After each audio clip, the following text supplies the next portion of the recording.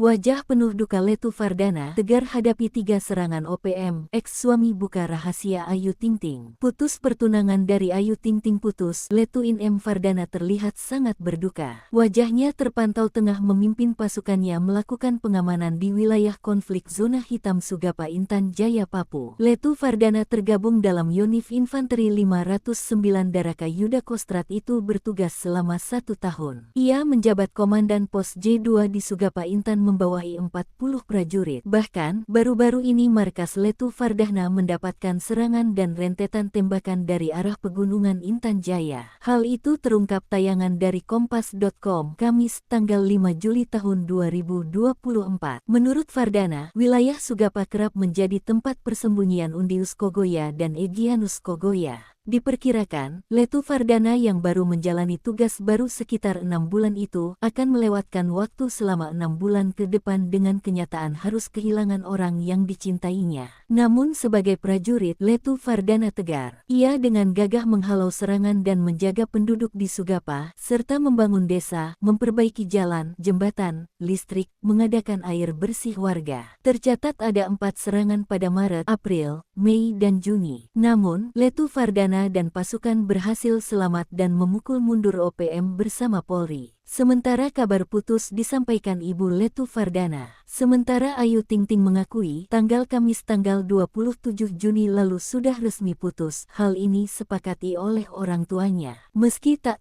mau membeberkan alasannya, tetapi ada hal yang sangat prinsip sehingga membuat mereka berdua tak bisa bersatu. Saat bersamaan, ex-suami Ayu Ting Ting Enji Baskoro ikut nimbrung. Ia mengaku sejak awal sudah curiga terkait pertunangan Ayu dan Fardana yang tengah menjalani tugas berat di Papua. Hal ini diungkap Enji Baskoro melalui kuasa hukumnya, Denny Karel, Jumat tanggal 5 Juli tahun 2024. Menurutnya, Enji sempat ngomong dan berdoa agar Ayu dan Dana sampai ke pelaminan. Namun sempat curiga apakah ini bisa berlanjut.